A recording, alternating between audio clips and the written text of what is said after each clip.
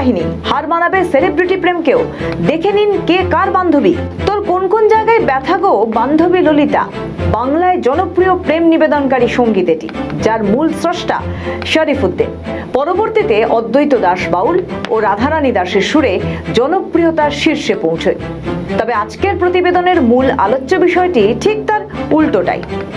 তৃণমূল নেতাদের সুন্দরী সুন্দরী বান্ধবী তাদের তোলাবাজ প্রেমিকের, অর্থাৎ নেতাদের গভীর অন্তরে ভালোবাসার প্রলেপ গেঁথে দেওয়ার জন্য সদাই বিরাজ থাকে।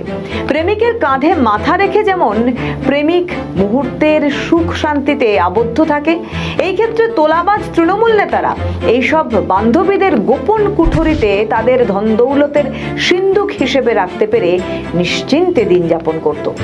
এমনি কিছু তোলাবাজ তৃণমূল নেতাদের বান্ধবীদের কথা তুলে ধরলাম আজকের প্রতিবেদনে।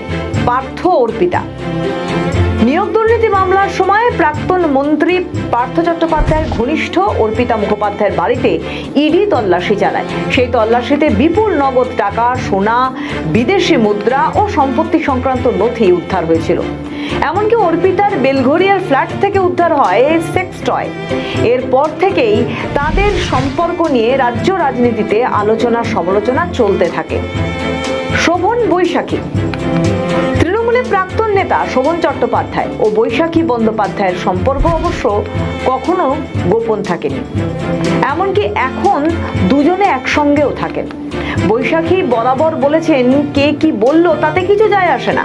নানা সমালোচনা ও রাজনৈতিক টানাপোড়েনের মধ্যেও তারা কাউকেই পরোয়া করেন না। অরূপ অনন্যা। প্রাক্তন মন্ত্রী অরূপ বিশ্বাস ও কাউন্সিলর অনন্যা বন্দ্যোপাধ্যায়কে নিয়েও রাজনৈতিক মহলে জোর জল্পনা। একজন কাউন্সিলরের বাড়ি যে কোনো হোটেলকে রীতিমতো হার মানাবে। তাদের ব্যক্তিগত সমীকরণ এবং সম্পত্তি নিয়ে বিরোধীরা প্রশ্ন তুলেছে। সব্যসাচী ও টিনা।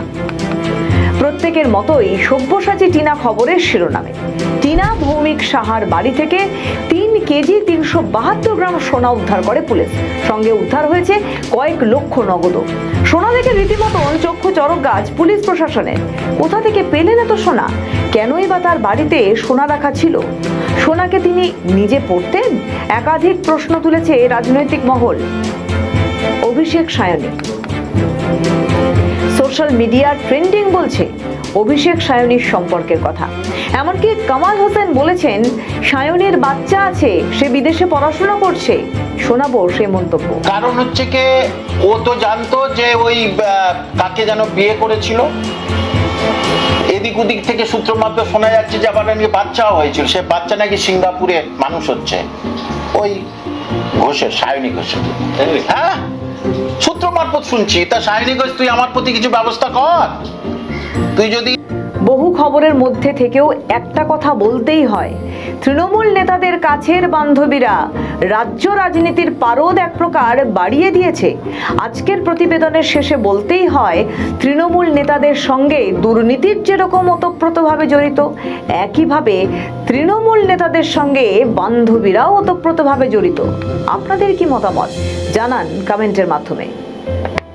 আমাদের ভিডিও ভালো লাগলে লাইক ও শেয়ার করুন। কমেন্ট সেকশনে আপনাদের মতামত জানান। আরও ভিডিও পেতে আমাদের চ্যানেলটিকে সাবস্ক্রাইব করুন এবং প্রতি মুহূর্তে খবরের আপডেট পেতে প্রেস করুন বেল আইকন।